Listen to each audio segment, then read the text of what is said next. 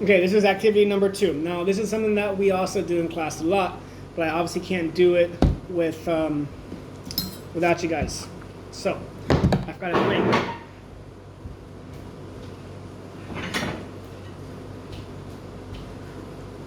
We are going to experiment. It's called the bird item effect.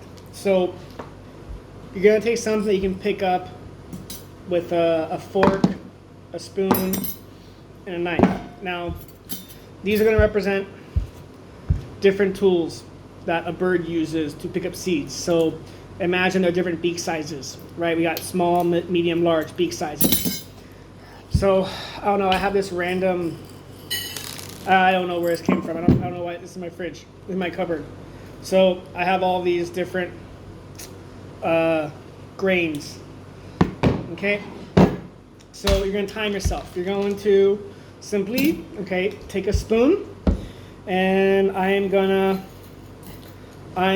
say, okay, so what I'm gonna do is I'm gonna try to pick up the green ones. Okay, I'm gonna give myself like 1 minute. Okay, so 1 minute. All right. Oh, that's really hard. Okay. Okay. All right, got one. It fell on the ground. Don't worry about it. All right. Okay. Okay. Got another one. That's 2. Okay. Now that's 3, and so on. Okay. I'm gonna do that for 1 minute. Now I'm gonna take my fork and do the same thing. 1 minute. All right. And this is like nearly impossible. Oh! I got one. That's 1. All right. Okay. Oh, that's orange. All right. Got another one. That's 2. So on. 1 minute. Count how many you get. Then take your knife. Okay. 1 minute and go. All right. Oh, I think this. No. This is also a pain to do. All right. Nope. Okay. Come on. Come on. Ah. I haven't got one yet. Okay. Nope. Still. Okay. Oh, this is really hard. Oh. Okay. All right. Has it been a minute yet? Probably has. I don't think I'm gonna get one. Nope. Oh.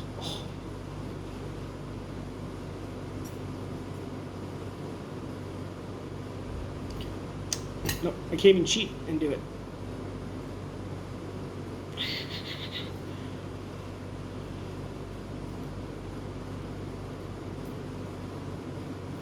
Okay, it's probably been a minute by now. I can't get a single green one. So, clearly, this guy's probably going to go extinct. And that's what you're going to do. So you got to find 3 tools in your house. You got to find 3 tools. And you're going to find something that you can pick up. Like, it could be rice, for all that matters, right? Like, so I found this random seed grains in my house, okay? And you're going to go ahead and you're going to do an experiment. You're going to try to figure out, okay, which tool is the best for picking up that seed. So time yourself. Okay, now after that, you're going to go back to your chachas. Eat your chachas. Okay, now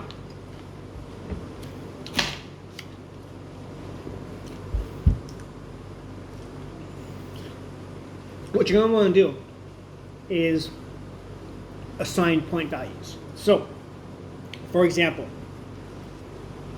this green one is worth like 10 points. And this orange one is worth like 5 points.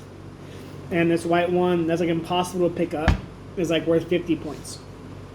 It doesn't matter what you're going to do. You just assign your food their point values. And then you're going to assign a point value to survive and assign a point value to reproduce. So for example, in 1 minute, I have to collect 100 points. So whether I get a yellow or an orange or I have this big brown one too, right? This is easy to grab, so I might make him worth 10 points because he's easy to grab. So I have my brown one is worth 10 points. I have my green one that's worth, what I say, 20 points. I have this orange one that's worth like 30 points, and it's a white one that's really hard to grab worth 50 points. You can't even see them, they're that small. Okay?